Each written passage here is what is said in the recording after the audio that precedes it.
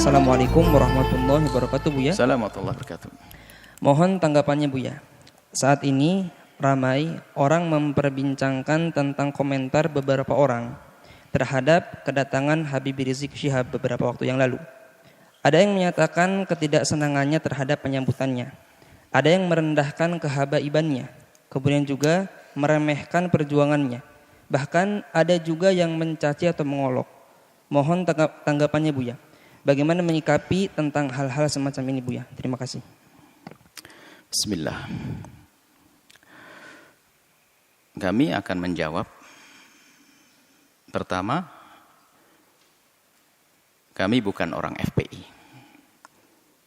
Harus tahu itu. Saya bukan anggota FPI. Kemudian setelah itu, yuk kita pandang segala permasalahan dengan akal yang jernih dan hati yang tenang. Pertama adalah kedatangan Habib Rizik disambut oleh orang sebanyak itu kemauan umat, bukan rekayasa, bukan dibayar mereka.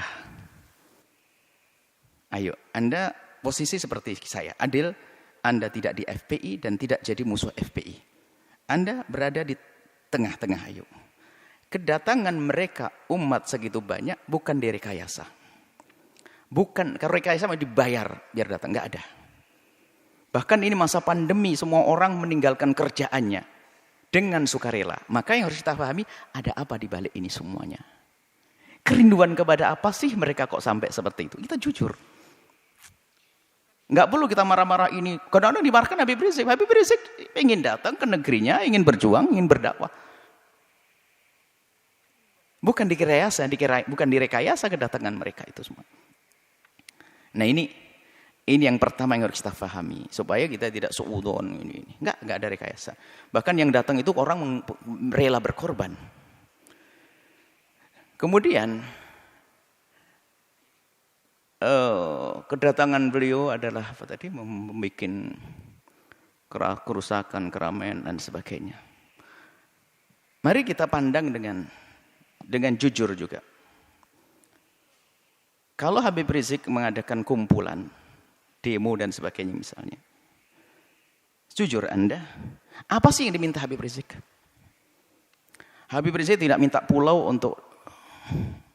untuk pesta apa.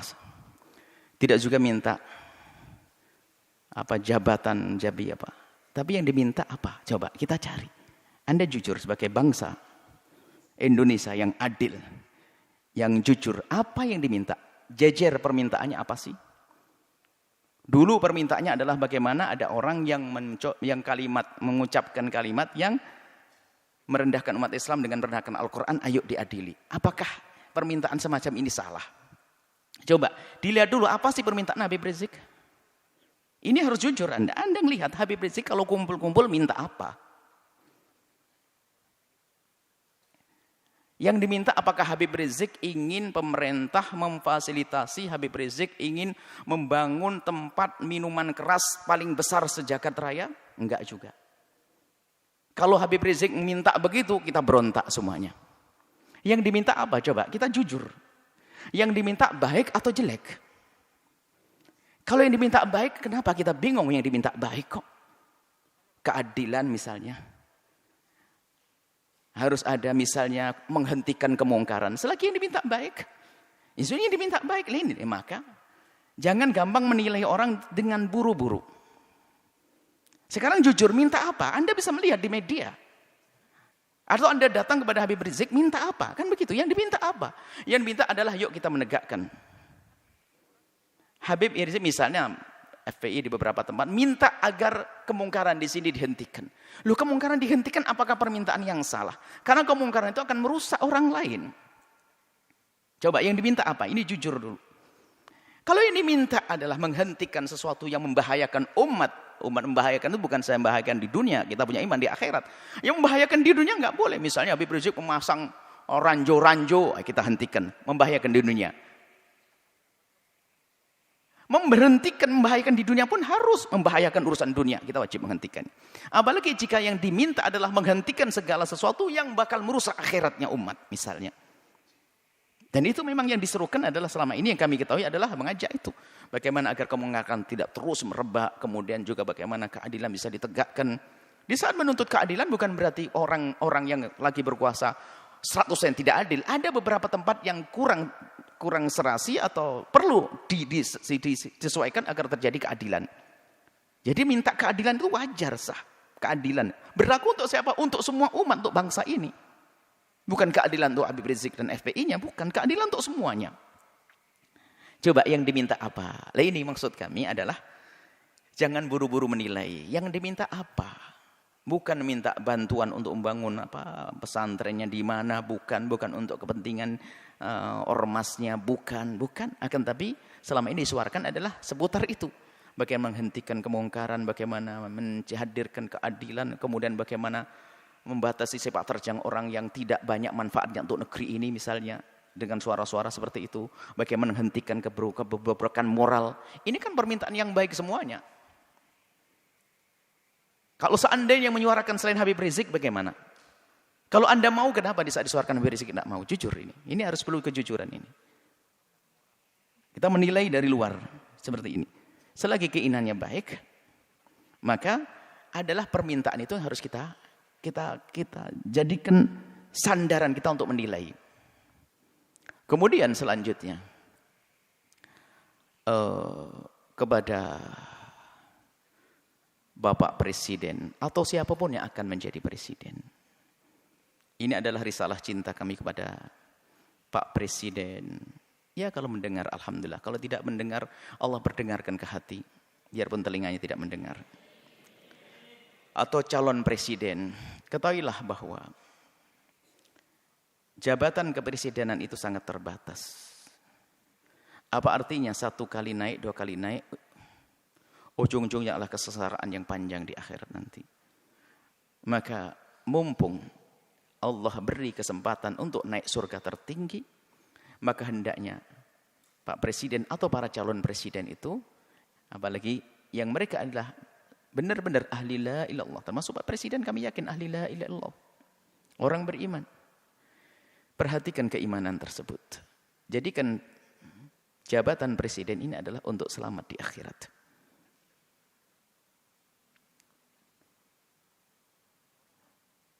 Maka selama ini panjatan doa semoga orang-orang seperti Habib Rizik dijaga dan bisa istiqomah. Dan doa kita kepada Pak Presiden semoga juga Allah memberikan bimbingan agar bisa menjadi baik semuanya. Tidak perlu kita memusuhi, akan tapi kita perlu bagaimana menghantarkan kebenaran.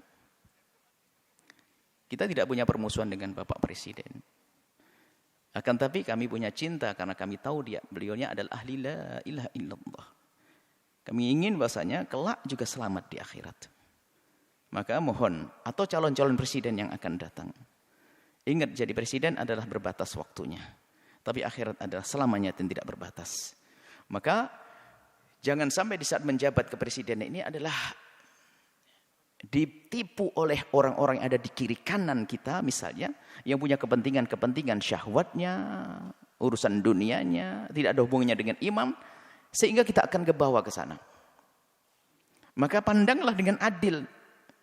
Orang yang bakal mengganggu akhirat Anda pinggirkan. Anda bisa melihat pasti. Di kalangan menteri, di kalangan pakun harus dibersihkan dari orang-orang yang bakal mengganggu keselamatan kita di akhirat. Kami yakin Anda ahli iman. Kami mendengar Anda jadi imam sholat. Anda juga umroh. Subhanallah. Tinggal perlu Anda mengikuti hati kecil Anda bahwasanya Anda ahli iman. Maka segala sesuatu yang bertentangan dengan keimanan Anda ini ayo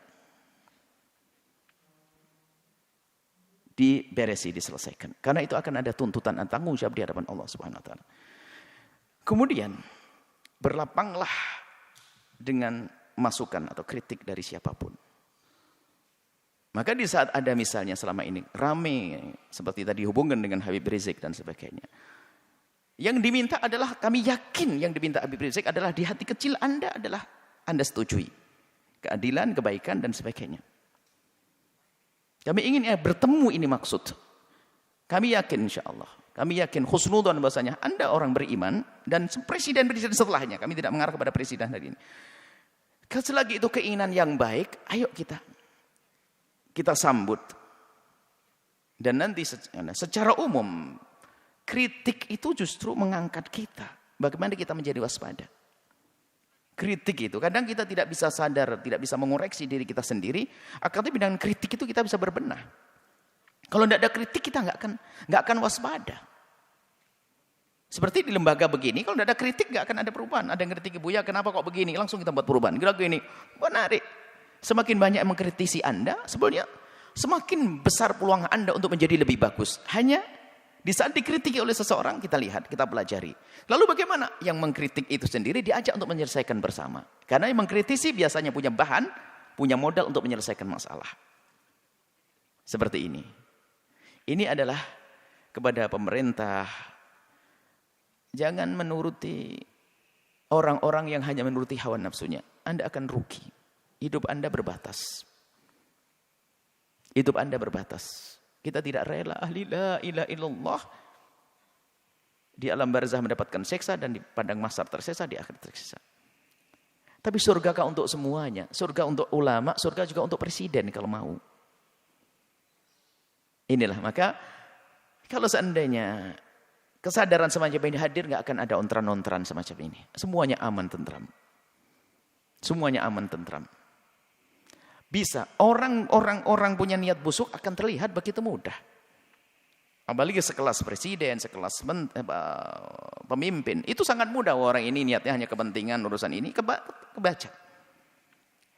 Artinya tinggal. Kalau memang tujuannya nggak benar merusak negeri ini, merusak bangsa ini, amanah di hadapan Allah.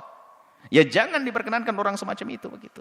Jujur, bukan karena hawa nafsu, bukan hanya mempertahankan kekuasaan. Biarpun kita pertahankan akan berakhir ini kekuasaan kalau tidak kita pertahankan dengan cara yang benar. Tapi harapan kami adalah yang menjabat di negeri ini, presidennya adalah dengan Allah, dengan imannya, lalu selamat nanti di akhirat. Maka demo-demo yang selama ini Anda dengar, Anda perhatikan, Anda sambut. Sebagai seorang bapak ngayomi anak, sebagai seorang presiden, apa sih yang ayo diskusi yang baik. Seperti itu. Jadi selagi itu yang diminta hal yang baik, jangan ditolak. Kecuali dia minta jelek, minta membuat, mestinya ya harus ditolak itu. Perusahaan yang haram, perusahaan merusak, perusahaan ini, perkumpulan merusak. Ini yang harus kita tolak. Tapi kalau orang berkumpul datang kepada Anda, menyuruh, mengajak kepada kebaikan, hendaknya Anda bertanya, karena itu sebetulnya mereka menghantarkan surga untuk Anda. Seperti itu. Jadi ini kepada Bapak Presiden hari ini atau presiden yang akan datang. Semoga ini menjadi kaidah. Siapa menjadi presiden, hendaknya seperti itu. Allah keindahnya di dunia jadi presiden, ternyata jabatan presiden ini hanya untuk melangkah ke surga. Sebab surganya presiden lebih mudah, gede banget. Karena apa? Dia punya kekuatan. Kekuatan untuk masuk surga mah gampang. Seperti itu. Kemudian selanjutnya, kepada umat semuanya, hentikanlah dengan budaya mengadu domba. Habaib diadu domba dengan habaib. Habaib dengan ulama. Ormas dengan ormas. Hati-hati, ada Allah. Jika Anda menyebarkan sebuah berita tapi niatnya jelek, ada hitungannya di hadapan Allah. Allah akan porak-porandakan di dalam diri kita sendiri. Kita tidak bisa ngancam dengan senjata. Kami hanya mengingatkan ada Allah. Kita tidak mengancam dengan apapun. Allah. Jangan mengadu domba antara habaib dengan habaib. Ulama-ulama. Kalau mengambil berita, sekiranya kalau itu maslahat Anda sebarkan. Tidak memotong omongan orang untuk diadu. Masya Allah. Khususnya para habaib adalah dzurriyyah Nabi SAW yang kita harus mencintai mereka. Apalagi menyebarkan berita-berita. Maka kepada umat semuanya, ayo ada hitungannya. Yang biasa mengadu domba, maka ketahuilah di dalam rumahnya pun pasti tidak semesra. Ingat, yang biasa menyebar berita-berita enggak karuan itu sebetulnya di rumahnya pun tidak mesra dia.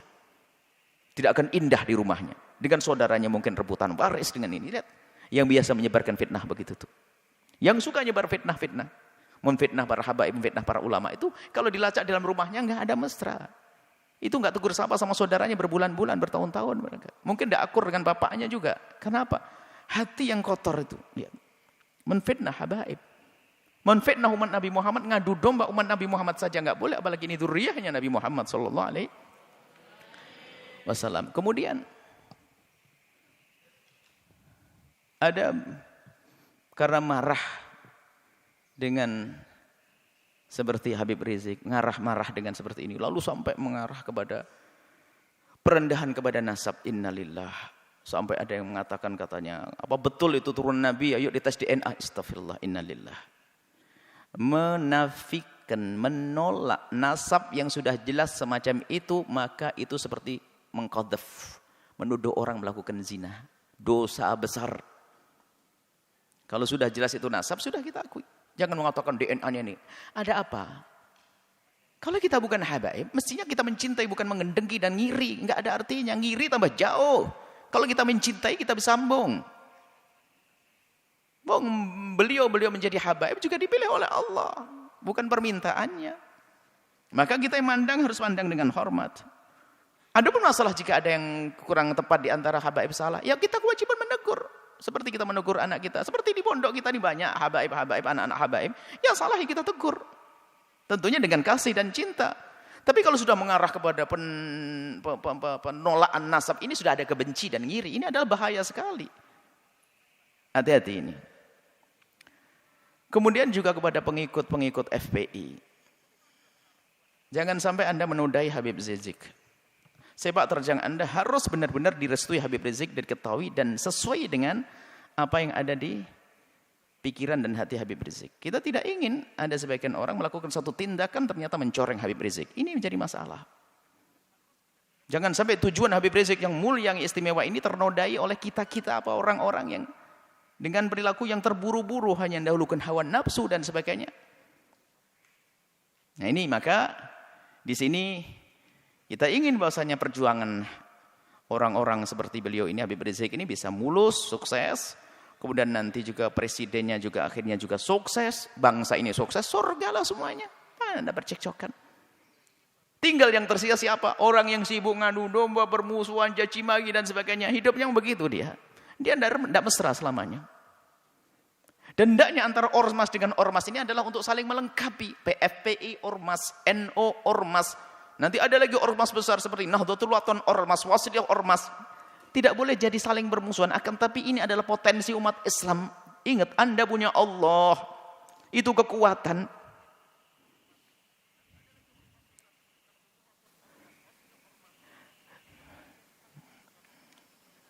Semoga Allah menjadikan kita juru damai di negeri ini. Yang berjuang semoga diberi keikhlasan. Yang punya kebencian dengan pejuang-pejuang semoga diberi kesadaran dan diampuni oleh Allah. Pejabat-pejabat semoga dimulai dari presiden sampai bawah, semoga Allah berikan hidayah, bimbingan, sehingga semuanya kita ini selamat. Tidak boleh kita mengharapkan orang celaka masuk neraka, enggak. Kita harus merindukan mereka.